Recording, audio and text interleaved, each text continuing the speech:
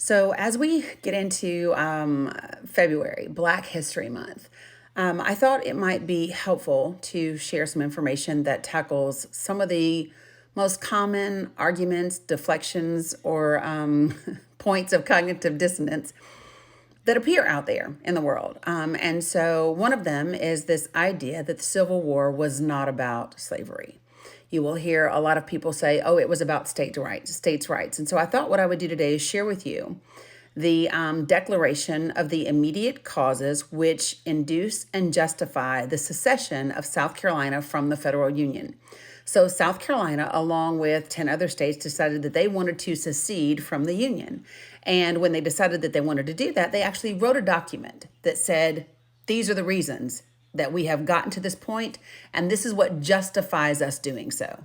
Now, the very first part of this talks about the United States leaving Great Britain and creating itself to be its own nation, that we are free and independent states. All of those 13 colonies are free and independent states.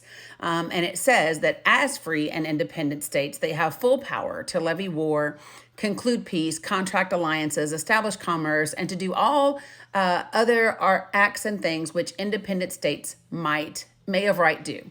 And then it says that they further solemnly declare that whenever any, quote, form of government becomes destructive of the ends for which it was established, it is the right of the people to alter or abolish it and to institute a new government, end quote.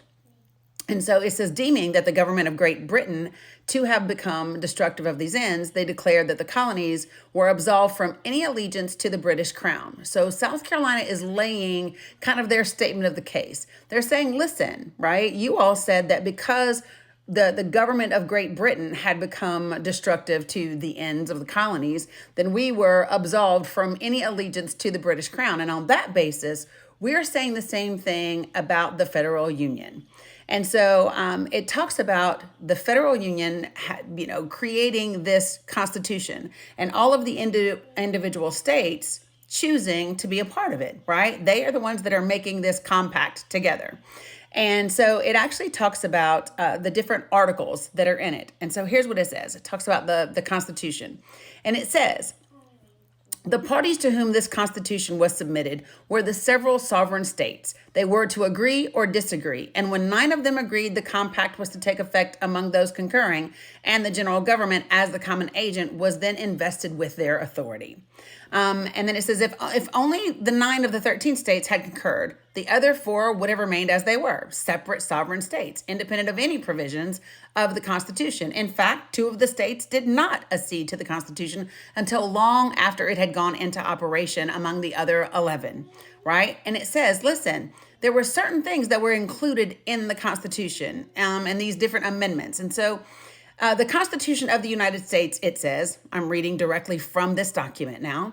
It says, the Constitution of the United States, in its 4th article, provides as follows, and I quote, no person held to service or labor in one state under the laws thereof, escaping into another, shall, in consequence of any law or regulation therein, be discharged from such service or labor, but shall be delivered up on claim of the party to whom such service or labor may be due. So what are they saying? Listen, the 4th article of the Constitution says, listen, if there's somebody that has to perform service or labor to somebody in our state where they are legally required to do so, and they free themselves and they go to your state, just because your state is free doesn't mean that they are freed. As soon as we find them and we make a claim to them, then you have to deliver them up unto us, right? And then it says this is South Carolina. It says, this stipulation was so material to the compact, to the agreement, that without it, that compact would not have been made. They said, listen, unless you agreed to give us back our slaves that came to your states, we would not have joined the federal union. And then it says, the greater number of the contracting parties held slaves, and they had previously evinced their estimate of the value of such a stipulation by making it a condition in the ordinance for the government of the territory ceded by Virginia, which now composes the states north of Ohio, of the Ohio River. And then it says the same article of the Constitution stipulates also for the rendition of the several states of fugitives from justice from the other states. And then it says, The general government, as the common agent, passed laws to carry into effect these stipulations for the states. And for many years, these laws were executed. But an increasing hostility on the part of the non-slaveholding states to the institution of slavery has led to a disregard of their obligations. And the laws of the general government have ceased to affect the laws of the Constitution.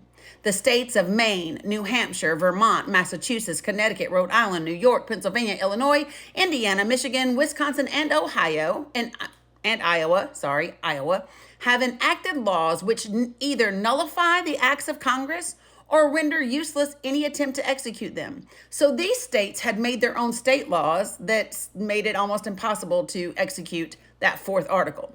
And it says, in many of these states, the fugitive is discharged from service or labor claimed, and in none of them has the state government complied with the stipulation made in the Constitution.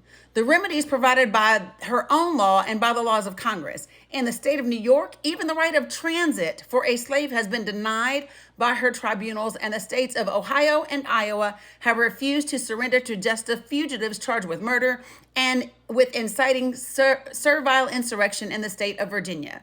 Thus, the constituted compact has been deliberately broken and disregarded by non-slaveholding states, and the consequence follows that South Carolina is released from her obligation. Well, did you hear that?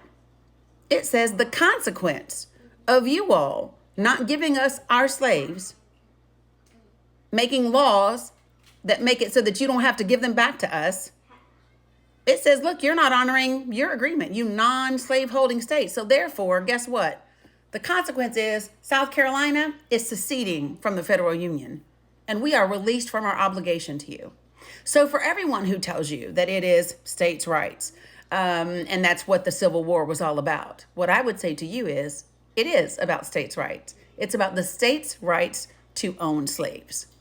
That's what it was about. South Carolina talks about slavery throughout this entire document and how they were their property and they had a right to them. And it was the non-slave holding states no longer giving them back and the hostility. And then they went and elected daggone Lincoln, and they said that was the final straw. You elected a president whose sole purpose was to make slavery extinct. And as such, we're out of here. So, welcome to Black History Month.